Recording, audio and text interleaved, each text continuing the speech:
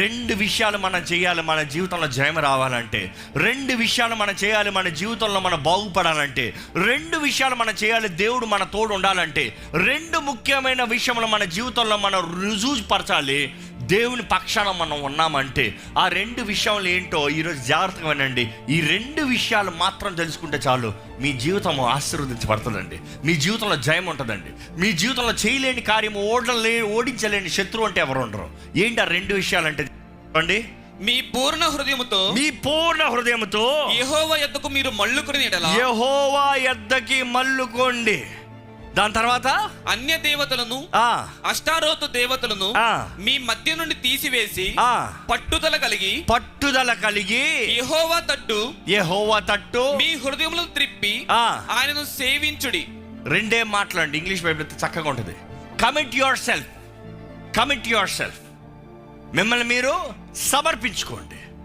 రెండోది ఏంటి తెలుసా? సర్వ్ హిమ్ ఓన్లీ అని ఉంటుంది. ఆయన మాత్రమే సేవించండి. మొదటిది ఏంటి? ఆయనకి సమర్పించుకోవాలి. రెండోది ఏంటి? ఆయనను మాత్రమే సేవించాలి. ఈరోజు మీ జీవితంలో మీకు జయం కావాలని మీరు ఆశపడితే, మీ జీవితంలో దేవుడు మీ తోడు ఉండాలని ఆశపడితే, దేవుడు ఆయన సన్నిధి ఆయన రెక్కల కింద మిమ్మల్ని దాచిపెట్టాలని ఆశపడితే, దేవుడు అంటున్నాడు ఒక రెండు విషయాలు. ఏంటి ఆ రెండు విషయాలు? నాకు సమర్పించుకోండి, నన్ను మాత్రమే సేవించండి. దేవుడు వాక్యం యేసుప్రభు అంటాడండి, ఎవరు రెండు నాయకుల కింద ఉండలేరు. ఒకటి లోకమో దేవుడు, పాపమో దేవుడు. ఏది కావాలో తేల్చుకో. ఎవరైనా ఒకరి కిందే. దేవుడు వాక్యం యేసుప్రభు అంటున్నాడు ఏంటి? ఉంటే వెచ్చగనైనా ఉండు, లేకపోతే చల్లగానైనా ఉండు. నిలువెచ్చని స్థితిలో ఉంటే, ఈ మాట జాగ్రత్తగా వినండి, నేను ఉమ్మి వేస్తాను అని దేవుడు అంటున్నాడు. ఎవరు ఉమ్మి వేస్తారంట? సాతానుడు కాదు, దేవుడు. నువ్వు ఉంటే నా పక్షాన ఉండు, లేకపోతే శత్రు పక్షాన ఉండు. నువ్వు అటు ఇటు కాకుండా మధ్యలో ఉన్నావా, నేనే నిన్ను త్రోసిపడేస్తాను, నేనే నిన్ను విడిచిపెడతాను, నేనే నిన్ను ఉమ్మి వేస్తాను. ఈరోజు మన జీవితంలో వెచ్చకొందా చల్లగొందా, నిలువెచ్చని స్థితిలో ఉంటే మాత్రం చాలా ఘోరం అండి. దేవుని ద్వారా తునీకరించబడిన వారుగా మారుతాం. ఈరోజు మీ జీవితంలో ఎన్నిసార్లు మీరు ఓడిపోయారో ముఖ్యం కాదు, కానీ మీరు దేవునికి సమర్పించుకుని దేవుని మాత్రమే సేవించండి. ఈ మాట మీరు చెప్తే బాగుంటుందండి. ఏంటి ఆ రెండు విషయాలు చెప్పండి? దేవునికి సమర్పించుకుని దేవుని మాత్రమే సేవించాలి. మీరు చెప్పండి గట్టిగా, దేవునికి గట్టి చెప్పండి మరొకసారి, దేవునికి. రెండోది మర్చిపోకండి, ఈ రెండు మాటలు మర్చిపోకండి. ఈరోజు వాక్యం అంతా మీరు మర్చిపోవచ్చు. దేవునికి సమర్పించుకోండి, దేవుని మాత్రమే సేవించండి. వారి కింద చూస్తాము, వారందరూ ఉపవాసం ఉండి పశ్చాత్తాపడి ఒప్పుకుని దేవుని సన్నిధిలో మొరపెడుతూ, దేవా మేము తప్పు చేసాము, పాపాన్ని విడిచిపెట్టి ఒప్పుకుని దేవునికి సమర్పించుకుని ఆయన్ని సేవిస్తాం ప్రారంభించారు. మనం చూస్తాం ఏంటంటే, శత్రువు చుట్టుపడతానికి మళ్ళీ వచ్చాడు. ఫిలిస్తీన్లు చూసారు, ఏంట్రా వీళ్ళు మళ్ళీ కలిశారు, మరలా పోయిన 5 నాయకులు మరలా వచ్చారు, 5 రూలర్స్ అందరు కలిసి, ఈసారి వీళ్ళందరూ ఒకేసారి నాశనం చేసేస్తానరా, ఇంకా ఇశ్రాయేలీయులు లేకుండా చేద్దామరా, వచ్చి మొత్తానికి నాశనం చేద్దాము దాన్ని చుట్టుముట్టారంట. వీరేమో ఆ సమయంలో ఏం చేస్తారు? పశ్చాత్తాపడి దేవుని సన్నిధిలో ఒప్పుకుంటున్నారు. శత్రువులేమో చుట్టుముడుతున్నారు. అనుకుంటున్నాడు ఎలా ఉంటుందో. వారి యుద్ధానికి పోరాడటానికి కాదు, కానీ భయంతో వేధిస్తున్నారు. దేవుడు అక్కడ తెలియజేయబడతాడు. ఎప్పుడైతే వారు ఫిలిస్తీన్లు చూశారో, మొదటిసారి అయితే ఫిలిస్తీన్లు ఇశ్రాయేలీయుల కేకలు విని భయపడ్డారు. ఇక్కడ చూస్తాము, వీరు ఫిలిస్తీన్లు వచ్చారని తెలిసి ఇశ్రాయేలీయులు భయపడ్డారంట. కానీ ఈరోజు యేసు నామములో చెప్తున్నానండి, మీరు కానీ దేవునికి సమర్పించుకుని ఆయనను మాత్రమే సేవిస్తే ఏ శత్రువుకి మీరు భయపడాల్సిన అవసరం లేదు. నమ్మేవారు బిగ్గరగా వెళ్ళి చెప్తారా? You don't have to fear anybody. జీవము కలిగిన దేవుడు మన మధ్య ఉన్నాడండి. వారు ఆ మాటను చూసిన వెంటనే వచ్చి చెప్తారు సమూయేలు దగ్గర, అయ్యా నువ్వు మా పక్షాన ఏడు, అయ్యా దేవుడి దగ్గర మొరపెట్టు, అయ్యా నువ్వు మొరపెట్టు, యాజకుడా నువ్వు మొరపెట్టు. ఈరోజు సేవకుల పని మొరపెడతాం. My job is to plead, intercession, విజ్ఞాపన చేస్తాం. కానీ మీరు మీ జీవితాలను సమర్పించుకోవాలి, మీరు దేవుని సేవించాలి. మీరు మీ జీవితాలను సమర్పించుకోవడం, మీరు దేవుని సేవించుకోవడం, మేము ఎంత మొరపెట్టినా కూడా ప్రయోజనం లేదు, ఎంత గొప్ప సేవకుడు మొరపెట్టినా కూడా ప్రయోజనం లేదు. It is you need to set your heart right. మీ హృదయాన్ని మీరు సెట్ చేసుకోవాలి, మీ జీవితాన్ని మీరు సమర్పించుకోవాలి. మీరు విడిచిపెట్టిన దాని దగ్గరికి మరలా వెళ్ళకుండా దేవుని మాత్రమే సేవించాలి. మనం చూస్తామండి, ఎప్పుడైతే సమూయేలు దగ్గర ఏడ్చారో, సమూయేలు ఏది చేయాలో అదే చేశాడు. ఏం చేశాడు తెలుసా? సమూయేలు పాలు విడువని ఒక గొర్రె పిల్లను తెచ్చి, అంటే ఒక చిన్న గొర్రె పిల్లని తీసుకుని వచ్చాడంట. దేన్ని తీసుకుని వచ్చాడు గట్టి చెప్పండి? గొర్రె పిల్లదప్పుడు ఎవరు గుర్తొస్తారు మీకు? ఇశ్రాయేలు తప్పు ఒప్పుకుని వారి పాపంను విడిచిపెట్టినప్పుడు సమూయేలు చేయగలిగింది ఏంటంటే గొర్రె పిల్లను తీసి దాన్ని బలిపీఠం మీద పెట్టి సంపూర్ణ బలిగా దేవునికి ఇచ్చాడంట. సంపూర్ణ బలి. ఆ రోజులు ఏం చేస్తారు తెలుసా? అట్లే కత్తితో నరికి రక్తాన్ని కార్చి అగ్నితో కాల్చేస్తారు. యేసు ప్రభు కూడా మన కొరకు మన స్థానములో ఆయన మరణించాడండి.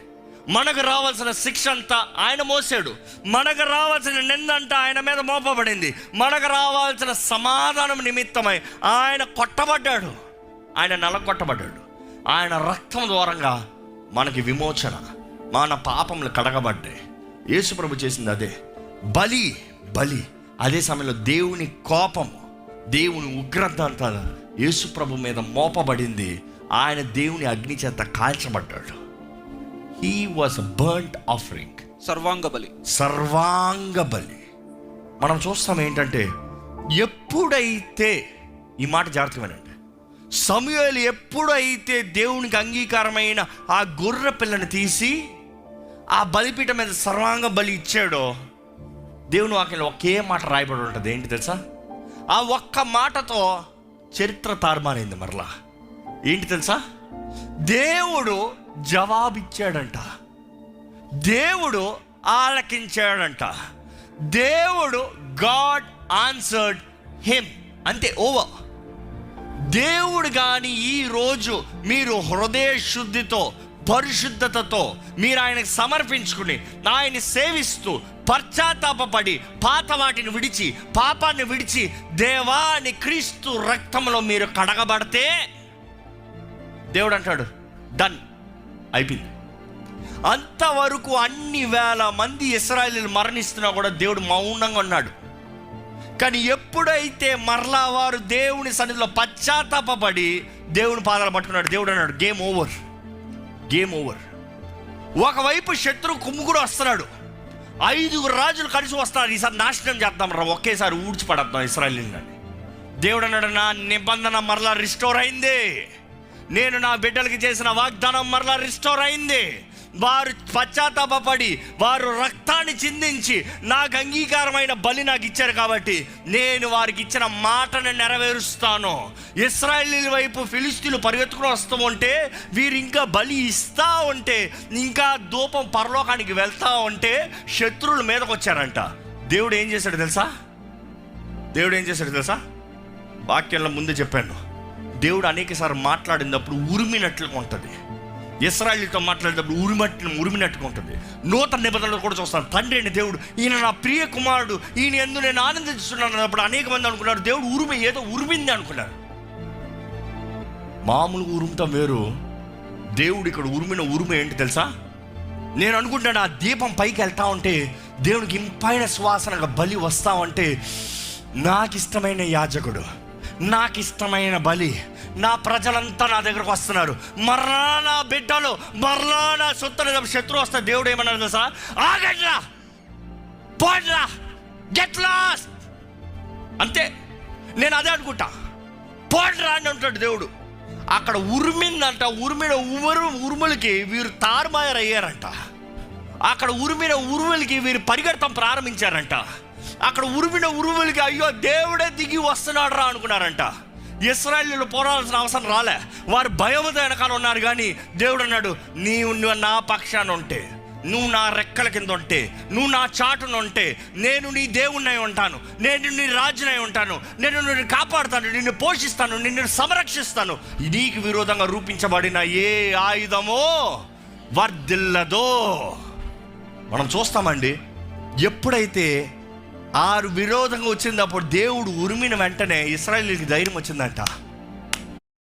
వచ్చాడ్రా మన దేవుడు, ఇచ్చాడ్రా మనకి జయాన్ని, తీసుకోండిరా కత్తులో, పోరాడండి. వెళ్ళి తరిమి కొట్టారంట శత్రుల్ని. ఈరోజు మీ జీవితంలో కూడా ఎన్ని పోరాటాలు ఉండొచ్చు, ఎంత ఓటం ఉండొచ్చు, ఎన్ని చేతకాని పరిస్థితులు ఉండొచ్చు, కానీ యేసు నామములో తెలియజేస్తున్నానండి, మీరు సమర్పించుకుని ఆయన సేవించి మీ పాపంలో ఒప్పుకుని మీరు సరిదిద్దుకుని, దేవా నేను తిరిగి నీ దగ్గరకు వస్తున్నాను, మన కొరకు విమోచన బలి యేసుక్రీస్తు మన సొంత రక్షకుడిగా అంగీకరించి ఆయన రక్తంలో మనకు విమోచన ఉందని నమ్మితే దేవుడు అంటాడు, నీ శత్రువులందరినీ నేను పారదోలుతా. నీ పని ఏంటి తెలుసా? వెళ్ళి పోరాడతాం కూడా కాదు, వెళ్ళి స్వతంత్రించుకుంటాం. మనం చూస్తామండి, ఇశ్రాయేలీలు ఫిలిస్తీన్లందరినీ తరిమి కొట్టారంట. ఏ స్థలం అయితే ఇశ్రాయేలీల స్థలాన్ని ఫిలిస్తీన్లు ఆక్యుపై చేసుకున్నారో ఆ అన్ని స్థలాల్ని మరలా వాళ్ళు స్వతంత్రించుకున్నారంట. ఈరోజు మీరు కానీ దేవుని చేతులకు సమర్పించుకుంటే అపవాది ఇప్పుడే మీ వివాహ జీవితాన్ని దోచుకున్నాడేమో, మీ కుటుంబ జీవితాన్ని దోచుకున్నాడేమో, మీ వ్యాపారాన్ని దోచుకున్నాడేమో, మీ ఆదాయాన్ని దోచుకున్నాడేమో, మనసులో సమాధానం లేకుండా సమాధానంతో దోచుకున్నాడేమో. కానీ దేవుడు అంటున్నాడు, నువ్వు నా దగ్గరకు రా, నువ్వు నా రక్తాన్ని నమ్ము, నా రక్తంలో కడగబడు, క్రీస్తు యేసు ద్వారంగా నీకు జయం అనుగ్రహించబడుతుంది. యేసు రక్తము జయమని నమ్ము. ఏదేది నీదో మరలా I will give it back to you. నీకు ఏదేదో వెళ్ళి స్వతంత్రించుకో. ఏ శత్రు ఆపలేడు, ఏ శత్రు ఎదిరించలేడు, ఏ శత్రు జయించి పోరాడలేడు. మీరు నమ్ముతున్నారండి? నమ్మేవారు బిగ్గరగా హల్లెలూయా చెప్పండి చూద్దాం. దేవుడు అన్నాడు, జయం మీదే. మీరు చేయవలసింది రెండే, commit your self, serve him only. ఆయనకి నిర్ణయించుకోండి, ఆయన మాత్రమే సేవించండి. శత్రు అనేవాడు ఉండడు, శత్రు అనేవాడు నిలబడలేడు. మనం చూస్తాము, వారు అన్ని స్వతంత్రించుకుంటూ చివరికి అమోనీలకి ఇశ్రాయేలుకి పడదు. గొడవలు ఎప్పుడు చూసినా వాళ్ళకి ఇశ్రాయేలుకి పడదు. కానీ దేవుడు అంటాడు, నీ శత్రువుల్ని మిత్రులుగా చేస్తాను. దేవుని వాక్యం చూస్తాం, వాళ్ళిద్దరు మిత్రులుగా మారారంట. వారిద్దరు సమాధానంలోకి వచ్చారంట. వారిద్దరు అంటే, నీ జోలికి నేను రాదు, నా జోలికి నువ్వు రాదు, నీ పని నువ్వు చూసుకున్నా, పని నేను చూసుకుంటా, మన సమాధానంగా వెళ్దాం. మీ జీవితానికి సమాధానం లేకపోతే దేవుడు అంటాడు, నేను ఇస్తాను సమాధానం. దేవుడు వాక్యంలో రాయబడుతుంది, సమూయేలు జీవితకాలం అంతట్లో మరలా ఫిలిస్తీన్లు ఎప్పుడు తెగించలేదంట. ఆయన సర్వీస్లో ఉన్నంత వరకు దేవుని నిబంధన కాపాడబడింది. దేవుని నిబంధన కాపాడబడినంత వరకు ఫిలిస్తీన్లు మరలా వారి జోలికి రాలేదంట. ఈరోజు దేవుని నామంలో మీకు చెప్తున్నానండి, మీరు దేవునికి సమర్పించుకుని మీరు దేవుని చేతుల్లో ఉంటే ఏ శత్రువుకి మీ పైన అధికారం ఉండదు.